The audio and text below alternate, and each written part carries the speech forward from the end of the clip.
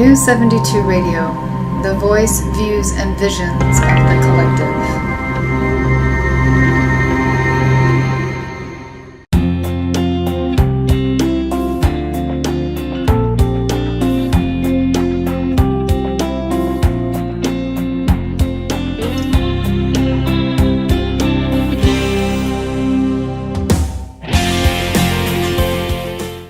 Hey everyone.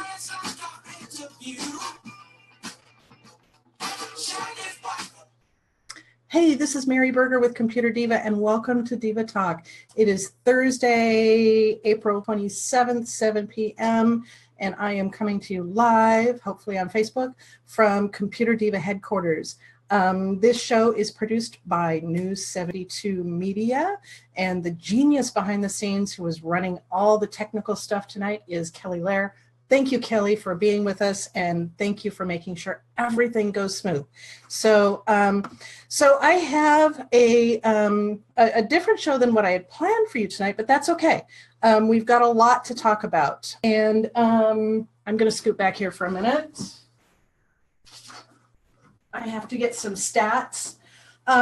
So ComputerDiva is my company, and I fix and repair computers, and I also have an automated maintenance system for your computers called Diva Care. And Diva Care has been operational since June 1st of 2016. And I'm really, really excited. Every now and then I pull statistics from the Diva Care portal, and I wanted to share those with you tonight. Since June 1st of 2016, Diva Care has caught and cleaned 74 viruses. And that seems like kind of a really low number, but it really isn't, because viruses are not that prevalent anymore. It's the malware that is prevalent. And in the past 10 months, Diva Care has caught 11,584 pieces of malware. That's a lot of malware, and that's a lot of computers that are running really smooth right now because of the protection of Diva Care. So I just kind of wanted to throw that out. Also, other stats, Windows update software scans, we have done 5,142 scans in the past 10 months. And we have installed 3,929 patches, and that's a lot. And we also monitor those patches, and any optional patches that come out from Microsoft, we kind of hold back on those until they've proven to be vital and necessary for your system. If they're just, optional patches, we're not going to let them on your system until they've proven to be trustworthy. So Microsoft has kind of gained a reputation for letting things out before it's kind of ready. So those are the Diva Care stats. In my last show 2 weeks ago, I talked to you about my online calendar, and that has now been released. And I'm really excited to say that it's working beautifully. There have been no glitches so far. I officially announced it 2 days ago, although I have been directing clients to the calendar for probably about a week to 10 days. And it's running really smooth. So if you need to set up an appointment with me, go to computerdiva.biz, and in the right-hand corner of the website, you will see this big green "Make an Appointment" button. And all you have to do is click on that and kind of run through the wizard, and you'll be able to set up an appointment with me. We don't have to play this phone tag anymore. We don't have to play this email back and forth. It's really, really awesome. So it's going great. And I have to give a huge shout out to Feline Gaylord at Sirius Media, because she is the genius web designer that I've been working with for several years now. And she put the whole calendar together. So thank you, Feline. If anybody needs website assistance, Sirius Media, www.sirius-media.com. So I have a little bit of, just general technology news to tell you about tonight. And then I have a couple of stories to tell you. So the first thing I wanted to talk to you about is Windows 10 Creator Edition. That was released by Microsoft on April 1st. I think it was either the 1st or the 11th, now that I think about it. I know there was a 1 in the date. So it was one of those 2 dates. I can't believe it was April 1st because that's April Fool's Day. So it had to have been the 11th. Microsoft is saying, don't go out there and manually download that onto your system because it's not ready for prime time yet. Kind of proves my statement a few minutes ago about Microsoft releasing things before they're ready. I have not put Creators Edition on my computer. The computer I'm broadcasting from has the Anniversary Edition, which came out last July. The Creators Edition, it's a lot like what it sounds like. It gives you a lot of options for creativity. It's got a lot of enhancements for 3D technology, something I'm really interested in. It's got a lot of gaming options. I'm not a gamer, so I don't care about that. It does have, they've totally rewritten the Paint program, and the Paint program, I've always been kind of fascinated with it, and I've used it quite a bit to kind of, alter graphics. I'm not an artist. I was about to say I'm not a creative person, but I am a creative person. I have proved that to myself over the past couple of years, but it's now Paint 3D. So that kind of ties in with all of the 3D upgrades that is in the Creators Edition. They've done a lot of improvements to the Edge browser. I don't use the Edge browser. I might try it if I ever get the Creators Edition. On my production laptop, which is right back there below that monitor on the wall, I don't even have the Anniversary Edition yet. I just have straight Windows 10. So it may be a while before I get Creators Edition, maybe on this all-in-one computer that I'm broadcasting from. Let's see, what else? Oh, and Microsoft claims that the new version of Edge is faster than Chrome or Firefox. We shall see. It would be interesting to find out from any of you who are using it if you feel it is faster. I think Chrome is probably the fastest browser on the planet right now. I like Firefox, but I think it's a little bit slower than Chrome. I feel a little clunky when I'm using it. And let's see, and in the Windows Store, Microsoft is now releasing all sorts of books. So they're trying to compete with Amazon and the Apple iBooks product. So now 3 different sources for books. I prefer Amazon. I get all my books from Amazon. And typically when I get a book on Amazon, if it's a book I really, really, really am interested in listening to, I will get the Audible version as well as the Kindle edition, and I could listen, and sometimes I can kind of read as I'm going through the listening process. And I listen to a lot of books in the car. So anyway, Microsoft Creators Edition, really don't jump into it yet. Let's see. Amazon has launched this new product. Amazon has their Echo product, and I've got one over there on the shelf. You can't see it from here. But, it's the little circular personal assistant that you can talk to, and you can, well, I'll talk to her now. Let's talk to her. Hey, Alexa, what time is it? The time is 7:09 p.m. Thank you, Alexa. Alexa, what's the weather?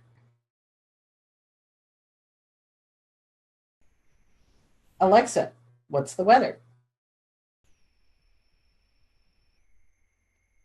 Right now in Vancouver, it's 51 degrees with cloudy skies. Tonight's forecast has cloudy skies moving in and out, with a low of 41 degrees.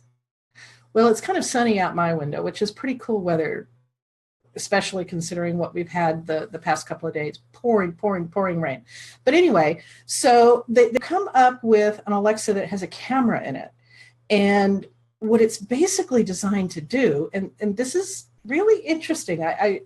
It would be interesting to see how this works. I have no interest in using it, but there's a lot of people out there who would. It's the Alexa with a camera that will catalog your wardrobe. And then based on all sorts of computer algorithms, it will recommend wardrobe changes for you. It's almost like having a personal wardrobe consultant in your closet, but she's in this little, cylinder with a camera on it. And you can mount her on the wall and you can point her towards your wardrobe, and it's really kind of weird.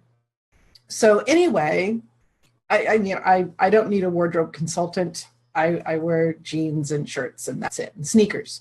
So I'm not interested in can you kind of get the sense that a lot of this computer stuff is just not interesting to me? Kind of weird, since I am a computer diva and a computer consultant, but I'm here for the nuts and bolts of your computer. A lot of the bells and whistles, I really don't care about. But anyway, so I do know a few people who are wardrobe consultants, and they might find this really interesting. So it's $200 if you have $200 to spare on a wardrobe consultant in the form of this big electronic cylinder. Check it out. They just announced it. Let's see, what else? It's that time of year again when Apple is starting to give out little hints about what their next iPhone will be like. They will have their official announcement the first week of June at their developers conference about the next version of iOS. And we're going to be up to, I think, iOS 11. I can't remember. iOS 11, I think. Somebody correct me if I'm wrong. But anyway, so they'll be announcing the features of that, and then usually in the fall they'll come out with their new phone. Usually in September they will announce the new iPhone, which this time will be the iPhone 8. So maybe it's, I don't know. Anyway, iOS, whatever. And rumor has it that one of the features of the new iPhone will be wireless charging, which could be really awesome. We'll see how that works. And the other rumor is that the glass will go all the way to the end of the screen. And rumor has it that they're going to kind of go back to the original iPhone 3, where it's kind of curved edges instead of the squarish edges that they've had for so long. We shall see. Rumors fly around all the time, and a lot of them turn out to be true. A lot of them turn out to be bogus. So we'll see in the coming weeks if this rumor is actually true. What else? So I had something really cool planned for tonight's show. And, I get calls on a daily basis from my customers who they will get a pop-up window on their screen. And you've all have heard me talk about this before. The pop-up window will say, oh my God, you're infected with a gazillion viruses, and you need to call this special 800 number, and the people will fix it for you. And they usually claim to be from Microsoft. And I have a screenshot to show you. I'm going to share my screen. And I am just going to share my desktop, and I am going to go over here. So if you all can see this, this is just a screen of graphics of all the various pop-up windows that you could possibly get on your computer. And they all look really scary. I'll just click on one here, and these are just graphics, so there's nothing to worry about here. Warning, your computer may be infected. System detected 2 potentially malicious viruses, only 2. Usually it's a whole lot more than that. Your personal and financial information may not be safe. To remove viruses, call tech support online now. And it gives a number. So, like I said, I get these calls every day from my clients. And they say, I've got this pop-up. What do I do? What do I do? And you're not infected on your computer with this pop-up. It's not until you call that number and you let somebody into your system that you're actually infected. So, because they will actually get in your system and they will put a virus on your system. So the best thing to do here is just close down your browser, shut down the computer, and you'll be good to go. So I am going to stop sharing. We'll go back to the regular window. So I thought it would be a really fun idea for me to take this spare laptop that I've got sitting over here that I just re-imaged back to Windows 7. And I thought it would be fun to call one of these scammers and get them on the phone and let them into that computer and record the entire process, because I really wanted to show everybody what it is that they do. So I had this whole list of phone numbers that I was going to call. And so I started with the top one, and I called the number. And what happened was I got a recording, and it said, "Thank you so much for calling. While you're holding for a representative, we want to tell you about this great product," and whatever it was, it didn't matter. But they were going to tell me about this great product. And if I was interested, press 1 for more information. And if I just wanted to skip their product commercial, just press the pound key. So I pressed the pound key, and it took me to another wonderful product that they wanted to tell me about. And I swear, I went through about 6 of these products, every time pressing the pound key, saying I didn't want any more information. And I finally hung up, because I finally realized nobody was ever going to come on the line. If they were the least bit interested in getting into my computer and taking my money, they would have picked up that phone call right away. So I hung up on them. And I kid you not, there were probably 3 or 4 different phone numbers that I called that I got the same type of robo-message, where they were offering me wonderful product ideas. And I kept pressing pound to get rid of them. And so I finally, I think it was about the 5th number I called, a woman answered. And I thought, great, somebody actually answered the phone. It's a live body. And I said, "Hi, I understand that you can actually fix my computer for me." And she said, "What?" And she actually answered the phone with the name of a company, and I don't remember what the name was. But she said, I can't fix your computer for you. And I said, I've got this pop-up window on my computer, and it says, call this number that I called and got you, and someone would help me fix my computer because I'm infected with viruses.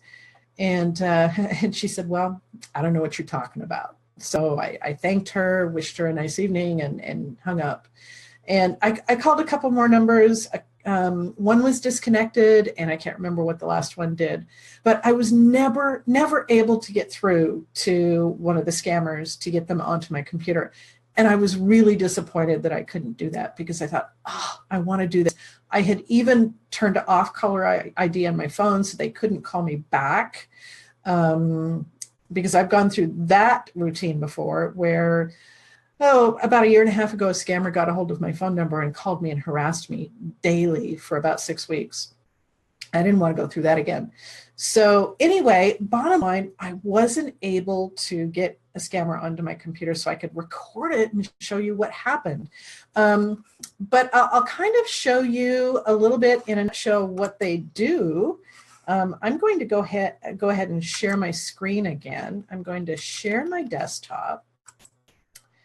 And I'm just going to kind of show you one of the things that they will do when they connect to your computer. The first thing that they're going to do, first of all, the first thing they're going to do is, in the background, they're going to initiate a file transfer onto your system that will put a virus on your computer. You're not aware that they're doing that. The next thing they're going to do is they're going to go into your event viewer. Let me just pull this up here, and I'm going to show you what the event viewer looks like. And I think I actually kind of went through the event viewer on one of my shows last fall, but it's always handy to do it again, because it's really quite the visual. And so I'm going to bring that up on the screen here. I'm going to open my Windows logs, and I'm going to go into the system log. And it'll take just a minute here to kind of list everything out. But the event viewer it's a really handy feature when you're trying to troubleshoot your computer. Everything that you do on your computer, it records an event, whether it be a system event, an application event, a security event. There's all sorts of different event types. It will just record routine things that the computer is doing. if it wants to give you kind of a warning that there might be something wrong with your computer, or it will give you a critical notification that something is going on with your computer, it will list all of those. And so what we're seeing here is informational events. These are just routine things that happen on your computer, and everything is logged by the Windows operating system. And you can scroll through it, and you can see, if we look up here, on this computer, I have 7,042 events. So we're going through this, and now we've got some warnings. So it's just kind of warning me that there's something happening with my computer. And if we scroll through it now, we've got red ones that are errors. Those are critical events. And they all tell a story. If we click on it, we can see down here at the bottom of the screen what it's telling us. And really, most of what they say down here is Greek. For the average computer user going into the event log, it's not going to do you any good unless you have some in-depth knowledge of how computers work and how to do the research on these. But what the scammers will do is they'll go into an event log, and they'll right click on the log, and they'll say, oh, let's filter the current log. And we're going to filter it so that all we're seeing is critical errors and warnings. We're not going to show any information, and we're going to click OK. And now we're going to see this screen here with all these red and yellow warnings and errors, and that freaks people out. And what they do is they'll display all this for you, and they'll say, look at all these horrible things that are happening to your computer. You really need some help, and you need to pony up some money and let me fix your computer. And usually once the average user sees this, they kind of freak out. They, oh my God, look at all these errors that are happening on my computer. It's like it's about to blow up. So I'd better let this person into my computer and let them fix it. And we see some disk errors here. It tells me a logical block had an error on it. Most of these are minor. They'll show warnings and errors, but they can be dealt with. And so people they freak out and they let the person into the computer, and so they see all this, and then they hand over their credit card, and they let the person do whatever it is they do on the computer. And usually they'll just put all sorts of viruses on there, and they'll put keyloggers, they'll track you, and then they'll try and sell you a maintenance package. And they'll try and sell you like this $400 maintenance package for 1 year of maintenance. And if you have any issues at all, just go ahead and call them, blah, blah, blah, blah, blah. Well, they're setting you up to have issues, and they're setting you up to track what it is that you're doing on your computer and track your keystrokes. So what I'm going to say is that if you see any of these windows that say warning, warning, warning, warning, they're all false, they're all fake. Any kind of window like this that pops up on your computer, it's fake. And it's a scam. And all you simply have to do is close your browser with the X, and I would recommend that you reboot your computer. Nobody out there has any clue what's going on with your computer. Nobody. Now, I do in my Diva Care product, because I'm able to go in the Diva Care console, and if you've got a virus or a piece of malware on your system, I can see it in the logs. Obviously, I can see that, in the past 10 months, 11,584 pieces of malware have been cleaned off of Diva Care computers. So let's go ahead and we'll pause the sharing here. We'll go back to our regular window here. So I thought it would be so much fun to have this dialogue with the scammer, and so you can see what it is they do when they connect to a computer, and you can hear what they say when they're talking on the phone. But I'm not giving up on it. I'm going to keep trying. One of these days, I will get a legitimate phone number, and I will record it all. And whether I record it live on a Facebook session, or if I just record it and then play it back to you on one of my shows or post it on my YouTube channel, I will get that done. I'm going to make it my mission to do that. So bear with me. Something for all of you to look forward to. So the next story I want to tell you about, I had a really interesting appointment yesterday, and Putter has joined us, and she's going to go sit in her bed right down here.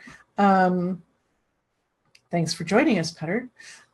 So yesterday, I had this really interesting job. I had picked up a new client, and let's see, I will call him John, and I will call his wife Jane. We'll call them John and Jane Doe. But John and Jane Doe live on a piece of property not too far from me, and they're farmers. So I had gotten this phone call from John, and he found me through Google. It wasn't a recommendation from any of my existing clients, which is where most of my business comes from. And the story he told me was that his wife works at home, and their internet connection was really flaky. Well, that's to be expected when you live kind of out in the country and you can't really get a good solid internet connection. The cable providers will charge you an arm and a leg to run the cable from the main road up to the house. So your only real option, well, there's a couple of options. You can get DSL through your phone lines. Depending on where the switching stations are, will dictate the speed of your line.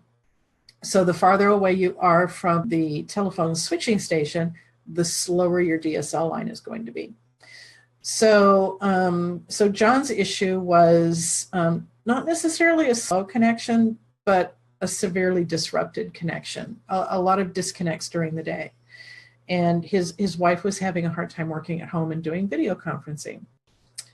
So I went out there last week and I did my initial assessment and did a walkthrough of the house. It was a fairly large house, and was able to look out the window, see all the crops that he's got planted out on his farm.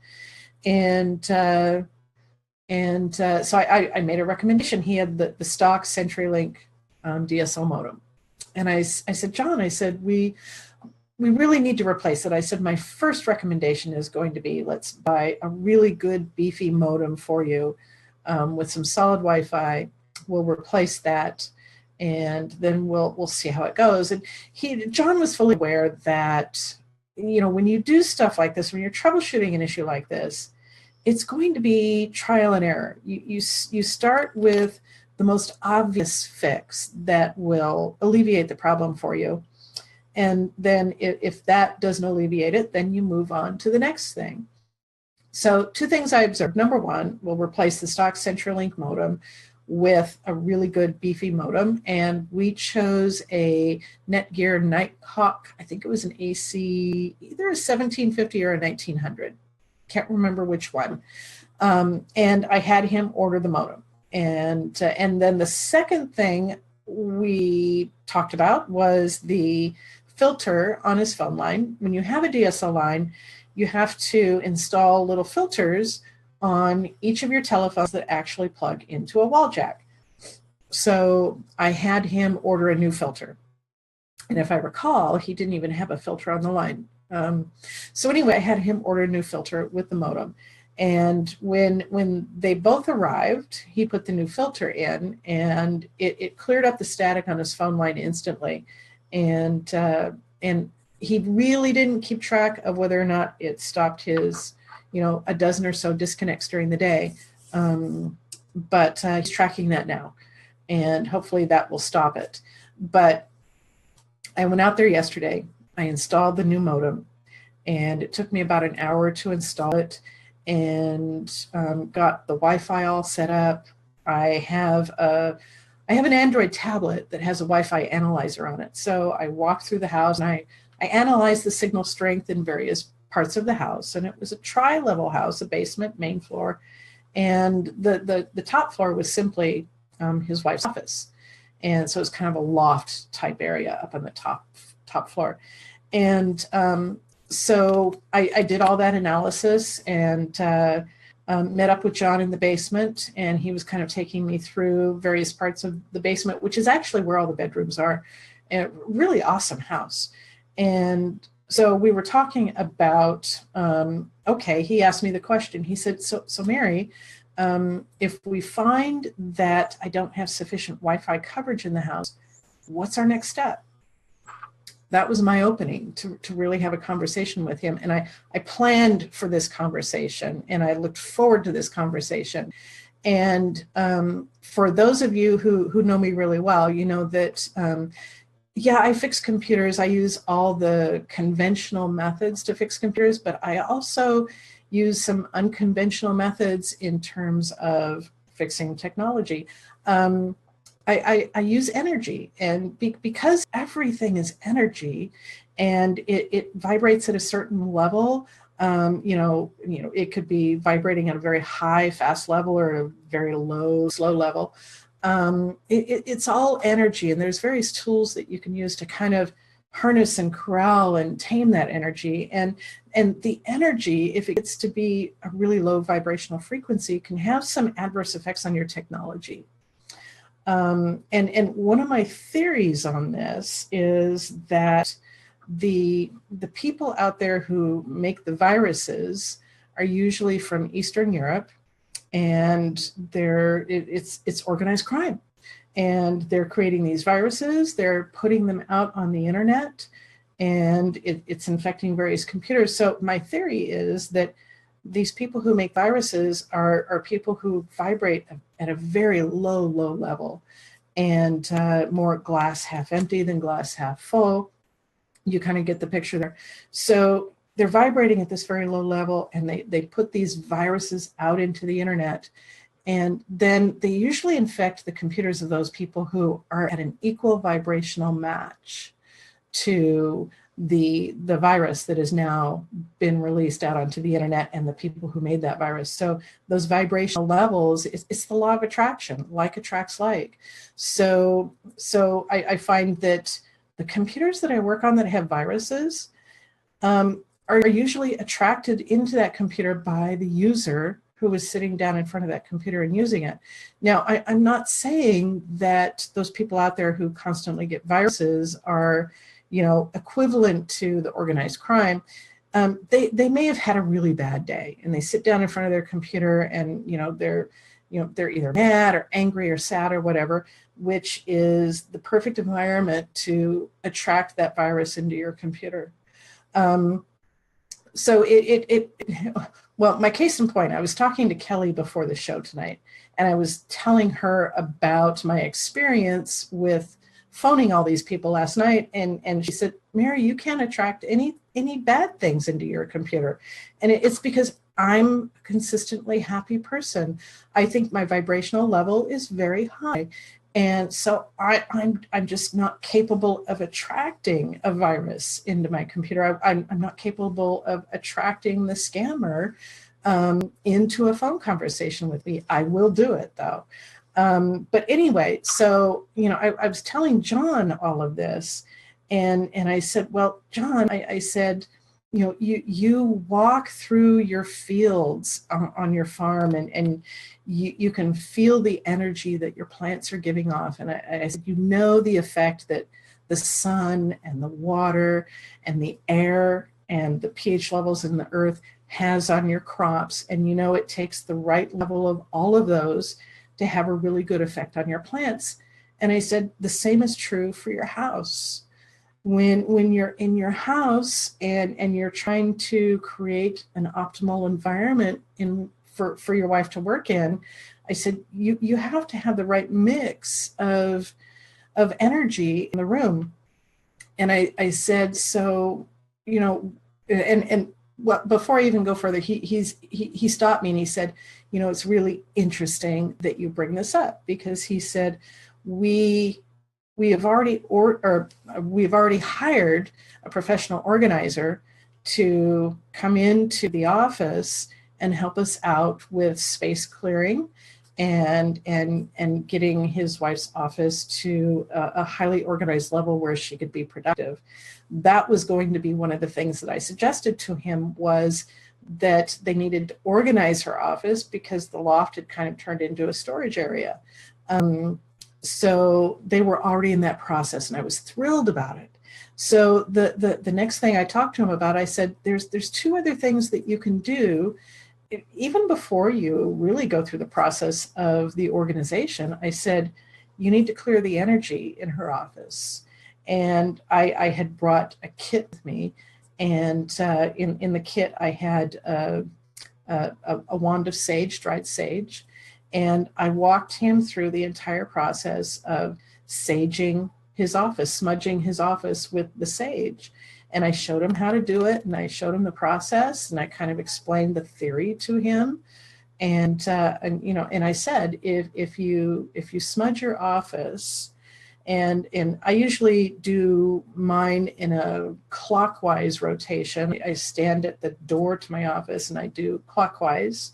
And I'll do the same thing with my home, and open up a window nearby to allow the energy that you want to get rid of to exit your house, and just kind of go in a clockwise motion and just kind of wave the smudge stick around, and that will clear the energy. And the other thing in my kit that I gave him, and it was one of these, this is a sodalite stone. This is an untumbled, this is a raw sodalite stone. I gave him about 4 or 5 stones that had been tumbled, and they were smooth and they looked like glass. But sodalite is an interesting crystal. It will clear or absorb the electromagnetic smog that the computer emanates as you're sitting in front of it. So instead of you absorbing that, the little sodalite crystal will absorb it. It really protects you. And one of my theories is that it's a two-way street. If you are giving off a lot of negative energy, it's my belief that the sodalite stone, and I also use a mahogany obsidian stone, they will absorb that energy coming out of you and protect it from the computer. So I gave him a little packet with these and a little informational card that showed him what to do with these. And I just have a couple of these sitting on top of every one of my computers. So this one here is sitting right at the base of the computer. I also have back on my production computer back there, I have a black tourmaline stone, I have a sodalite stone, and a mahogany obsidian. So it was really interesting. What I found fascinating about this whole conversation with him was, here he was, Farmer John, and he just kind of took it all in and absorbed it and thought it was awesome. So there's a lot of things that you can do in terms of keeping your technology safe that really have nothing to do with technology principles or common practices. There's a lot of other things you can do, and I really enjoy practicing that with my clients. The other thing that I've got, and I've talked to you guys about this before, is my technology candle, which is infused with all sorts of, it's got sage in there, it's got lavender, it's got rose petals, it's got sodalite stones, and it's got, it actually has black obsidian chips in there. And this is soy wax. And then we just have a really nice special label on it with Archangel Michael and brief directions there. And then it comes with a directional card. And so I sell those on my website. And the reason I came up with these is because I love candles. I absolutely adore candles. And I wanted to be able to come up with something that you can burn next to your computer that will create this nice, soothing, safe environment for you and your computer to operate in. And so I sell quite a bit of these. In fact, I also have these little tea-light candles. I've got one burning right down here, and I won't pick it up because I'll probably spill the wax. But anyway, and these were made by a friend of mine, Jamie Rayleigh from The Art of When, and she has an Etsy store where she sells all sorts of candles, but she makes these specifically for me to sell. So they're awesome. So anyway, that is kind of my show that I had planned for tonight. I covered a lot tonight. If you are watching this live and you have questions, feel free to email me, contact me if you happen to watch it once it's posted on the YouTube page, which it will be in a couple of days.